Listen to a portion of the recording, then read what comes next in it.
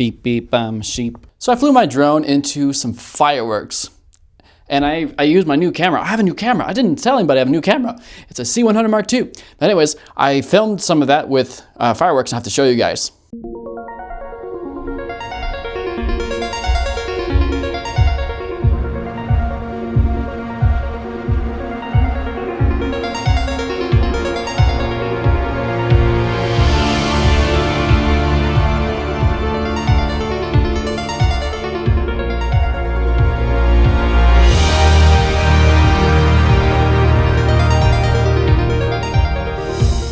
It's so cool.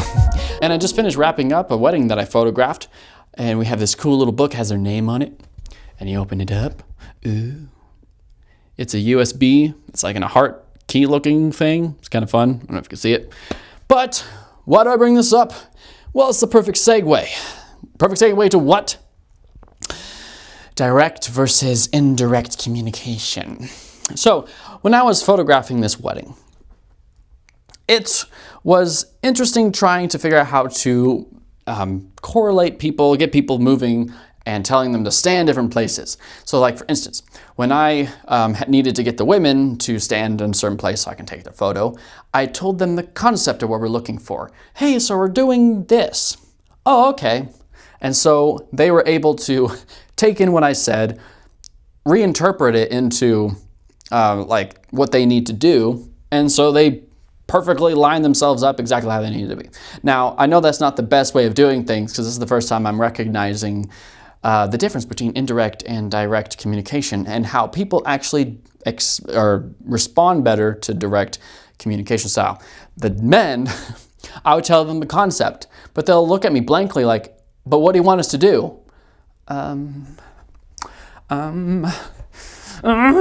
And I was having a struggle telling them, stand here, you stand here, you come over here, hey, you come over here. Whew, even me saying that made me feel, So I have an absolute struggle with direct communication for several reasons. One, I feel like I'm backing somebody up in a corner when I am making them do something. Or like if I was to ask them a question, directly answer, or having them directly answer the question, or just anything, just what I want to know, what I want to have happen, what I need, what you need. I mean, just like being very, very direct, I have always had a struggle with because one of the reasons is that I feel like I'm forcing someone to comply. And I always I want people to have an opportunity to have a way out if they want to. Now, if the situation calls, like we absolutely need to go this way or do this way or whatever for the circumstance or situation or whatever, then absolutely, charge after it. And I don't mind being direct in such a way. But when, in just normal things, even photography I thought was kind of a normal thing, but now I need to learn to have to shift in that realm. I just feel like I'm just backing them in a corner and you have to do this, but I want to give them, I already kind of said this, but just like a way out to be able to avoid like a topic, or if they're just uncomfortable about something, like they can step out and not feel like anything was lost because of it. And there's like this save face kind of mentality and go on, there's no hard feelings. But yeah, with direct communication, it kind of forces them to have to figure out how to say they don't want to talk about it, or they don't want to do this, or they're just like, I don't know how to do this, and so just make them feel uncomfortable. And so I just hate watching that in somebody, and so I would far rather give them an ambiguous question and allow them to interpret it. And if they didn't get it the first time, and they have questions about if that's what you meant, and then I'll give it to them in a different way, and I would articulate my words in a way that surround this idea. And you know, if they want it, they'll go for it. If they agree, they'll comply and they'll allow it to happen. And so that's like how I normally would like to communicate. Because if they don't want to go there, whatever it may be, like it's just something personal in their life and not wanting to share it, they don't have to and whatnot. So. And the second thing about being direct that I really don't like is that I feel like I'm insulting the other person's intelligence. When someone asks me, like when we were photographing, I didn't want to just bark at people and tell them where to stand, just because I thought it was far more, sure, it's not as effective, but considerate to give them the concept so that they can think for themselves and recognize what they need to do, or ask questions like, do you mean like stand here? Should we like stand here? Like, yeah, that sounds like a good idea. But it allows them to think. And so I guess that's kind of my own thing. It's like, I want someone else to allow me to think. I don't want someone to have to cat me down and tell me, do this, don't ask questions. I hate that. And so when other people expect that kind of communication, oh, I suck at it. And so I hate having them do that now. I just rather allow them to give them that intellectual freedom, so to speak. So that's something I do need to learn to do some direct communication. And so hopefully if you're needing some tips on that, or not tips, just like insight, what it sounds like. But yeah, and that also what it feels like if you also hate doing direct communication. Hopefully you resonate there. But so indirect communication, this is why I tend, and I already kind of talked about it a little bit before, but with indirect communication, you can say 3 things at the same time. It's wonderful. If I say a statement, given the circumstance, because you're putting together everything. So like for instance, so I went to this college group, and I was with Josiah, and he was hanging out with a friend of his, and I didn't really know her. I met her like once, maybe twice, like a year ago, and we were just talking. I'm getting to know her, but as she was talking, I knew something was wrong and something was up, and I knew she was dating this person that I knew, and but for some reason, because I was about to ask, so like, hey, where's this guy? Because we're in a college group and he goes to this church too and he's not here. So I was about to ask that question. But there's something in me that was like, I really shouldn't ask this question. I shouldn't pursue this, and I don't know why. And I just kind of forgot about it. But what happens is that I find that like subconsciously is that I'll start to re-articulate my language to find these things out without being direct, without directly asking her about it. And so I don't know what exactly I said. And I know it wasn't like me directly or me fully, because she's also with friends and she explained why she told us this, but she blurted out that, oh yeah, we broke up like three weeks ago. And I was like, I knew it. Or not knew that she broke up 3 weeks ago, but I knew something was up, and I just knew I shouldn't just kind of jump into it. Especially I didn't know her, so I didn't know, do you jump into that kind of stuff with someone you don't really know?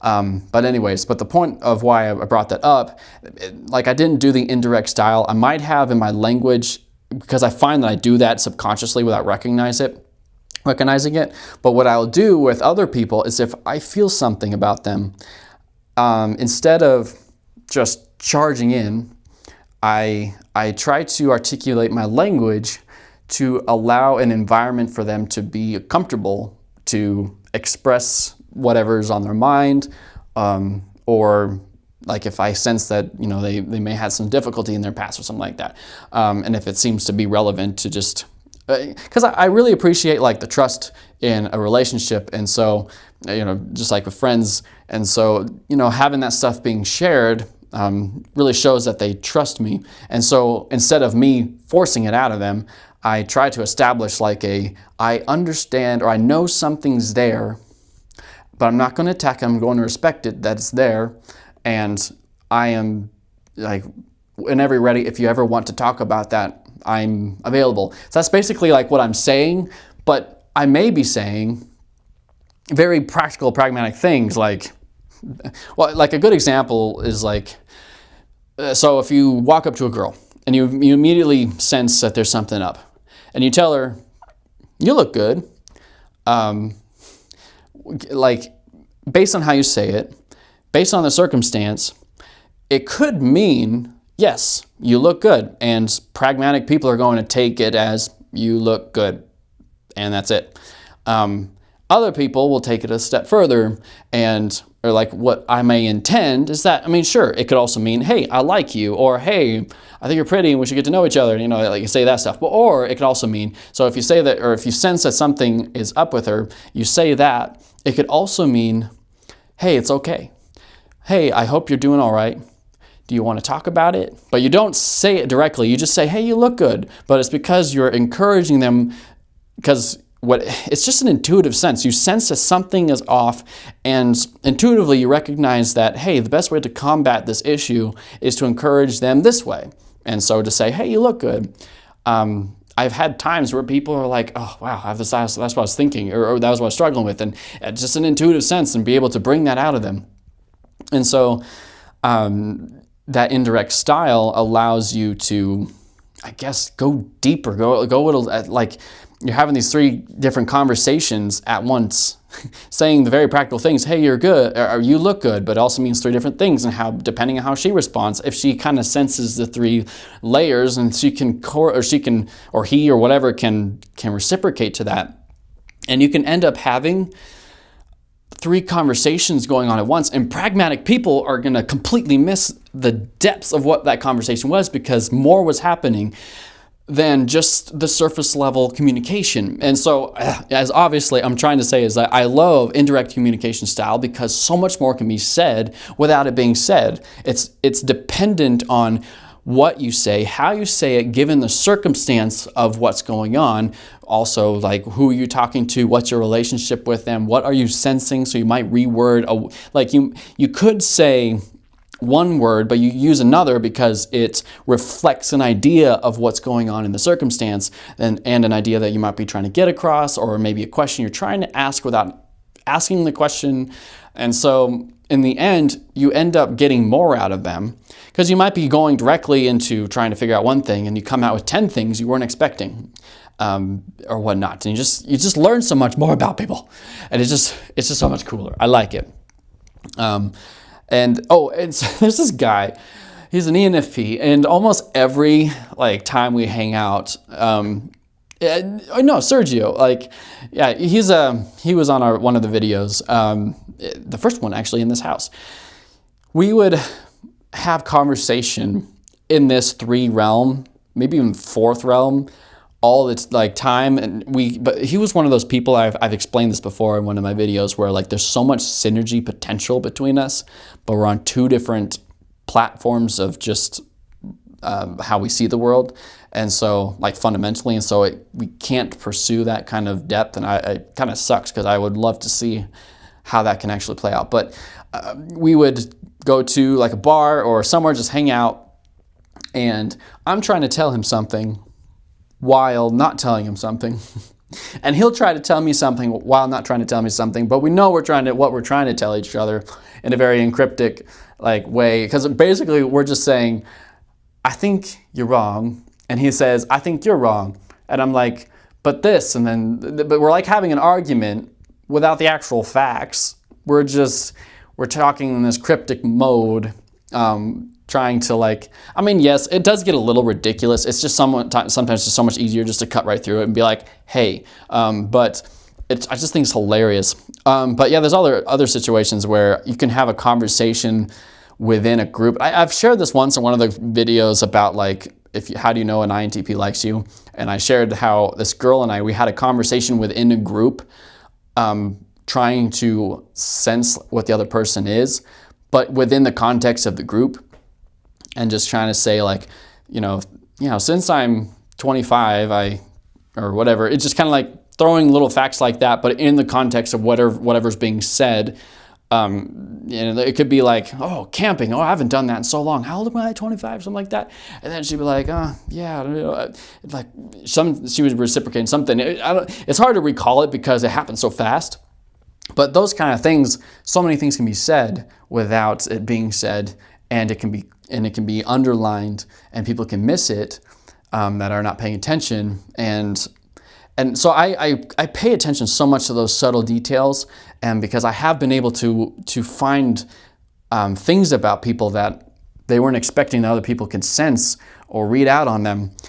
Though I hate it when I tried to put too much information into people that are just direct speakers, and so when they are speaking a certain way to me, either encouraging me or whatever, being really friendly, I'm always trying to find out, okay, what's the deeper meaning of why you never talked to me, and all of a sudden now you're talking to me, and I'm like, what the heck?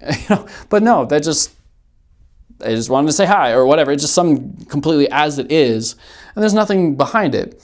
And so it's always kind of, but then the problem is I reciprocate in a way that is trying to probe to figure out, okay, which layer are they trying to insinuate?